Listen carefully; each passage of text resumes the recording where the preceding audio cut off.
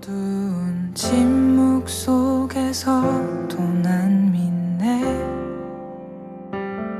능하신 내 주님 일하고 계심을 보이지 않아도 들리지 않아도 약속하신 대로 행하고 계시네. 하지만 그리 아니하셔도 믿네. 선하신 내 주님 나 사랑하심을 나 바란 그대로 이뤄지지 않아도 깊으신 뜻대로 예비해 두셨네. 믿음에 믿음을 더하여 주님의 크신 손 붙들리 나드릴 고백은 주 사랑합니다. 마침내 주 얼굴 볼 때에 그 품에 가득 나. 새벽을 함께 하신 성도님들 사랑으로 축복합니다. 오늘은 3장으로 들어가죠. 앞서 2장 후반부에서 두 가지 중요한 사건 우리가 꼭 기억해야 된다라는 것을 우리가 배웠습니다. 첫 번째는 여리고에서 있었던 땅은 좋은데 물이 나빠서 음식을 내지 못한, 곡식을 내지 못하는 그러한 나쁜 땅을 봤죠. 근데 그 물에 소금을 그릇에 담아서 던졌을 때 그 물이 하나님의 말씀으로 치료되었다.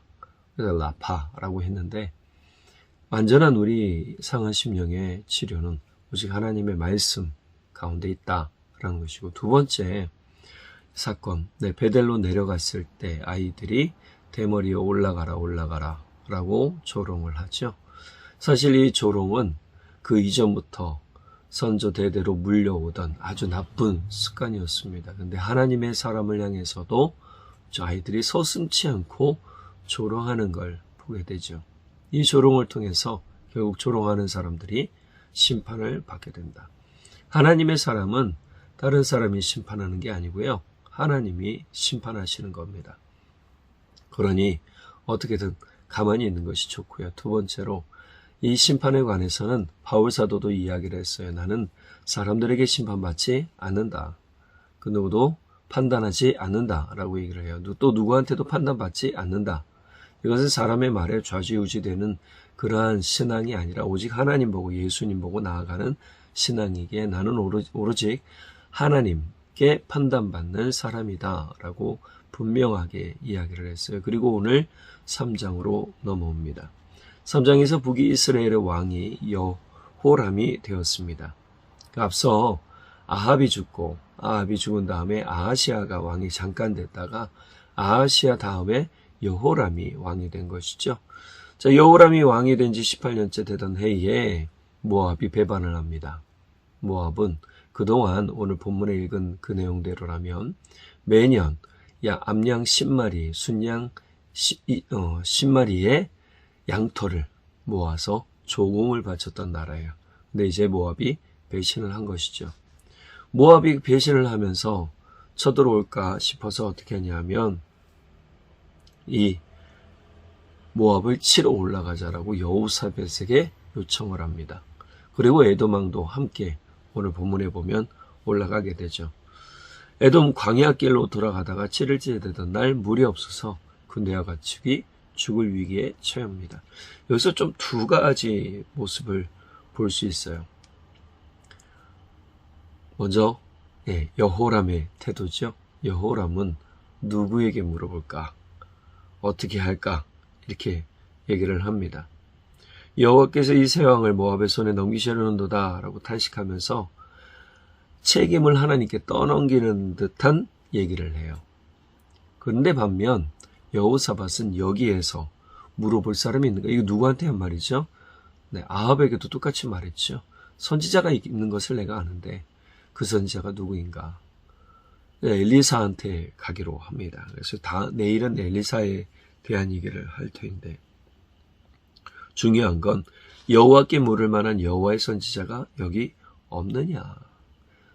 여호사밧이 찾은 것은 전략가도 아니었고, 또 책사도 아니었고, 또 하나님의 귀한 용사도 아니었어요.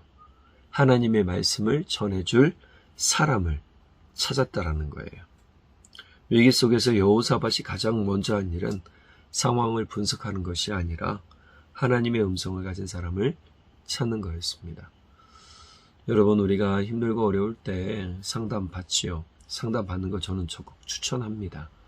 왜냐하면 우리 마음이 힘들 때 마음을 알아주는 사람의 이야기를 들어주는 건 너무 중요하죠.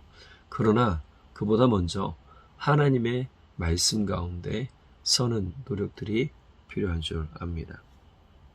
다윗이 시글락에 머무는 동안에 아말렉 사람들이 침입해서 모든 가족을 사로잡아 갔을 때 백성들은 다윗을 돌로 치려 할 만큼 굉장히 큰 분노에 사로잡혀 있었어요.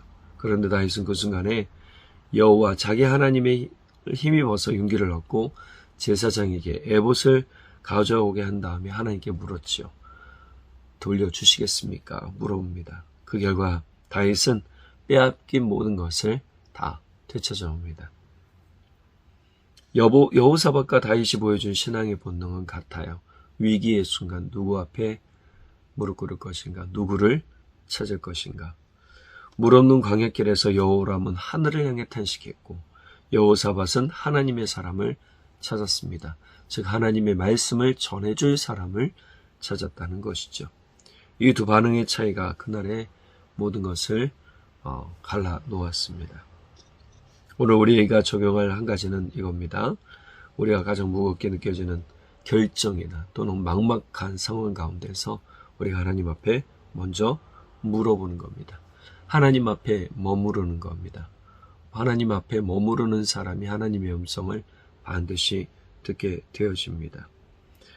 시편 23편 1절에 보면 여호와는 나의 목자시니 내게 부족함이 없으리로다 라고 말씀하고 있어요. 하나님을 우리의 목자, 예수님을 우리의 목자로 모시고 살아가는 사람에겐 절대로 부족함이 없습니다. 잠시의 공고, 환난, 어려움, 또 난처함이 있을 수는 있겠으나 이 모든 것은 결국 다 이겨내지게 됩니다. 여러분, 광야에 물이 없는 순간조차도 그 목자의 손 안에 있다면 우리는 시원한 물을 마시고 우리의 삶에 생수의 강이 흘러넘치는 경험을 반드시 하게 됩니다. 그러니 오늘 이 말씀 보면서 나의 반응은 차등 아주 그냥 하나님을 향해 차가운 것이 아니라 도리어 하나님을 찾는 뜨거운 열정의 믿음이 되어야 되겠다라고 늘 결정하시고 바라보며 나가시는 우리 모두가 되기를 간절히 축복합니다. 기도하겠습니다. 사랑의 하나님 아버지, 참 감사합니다. 우리에게 크신 은혜, 크신 능력 더해 주시고 소망의 일들을 더해 주셔서 너무너무 감사합니다. 주님, 우리가 이 은혜를 잘 기억하고 우리 하나님 앞에 더욱 머무르는 삶이 되도록 성령 하나님 도와주시고 예수 십자가로 꼭꼭 묶인 삶이 되도록 성령님 붙들어 주십시오. 그럴 때 우리가 모든 환난, 모든 어려움, 결국 모든 힘든 시간들 잘 견뎌내서 좋은 결과물을 얻게 하실 줄 믿습니다. 우리 성령님께서 우리와 함께 하여 주사 우리를 도와주시고 영원토록 주님 사랑하는 우리 모두 되게 해 주십시오. 믿고 감사드리며 우리의 모든 소망 되신 예수님의 이름으로 기도드렸습니다. 아멘. 우리 성도님들, 오늘 하루도 예수님과 함께 동행하시기를 간절히 바랍니다. 사랑하고 축복합니다. 내일 또 뵙도록 하겠습니다. 믿음의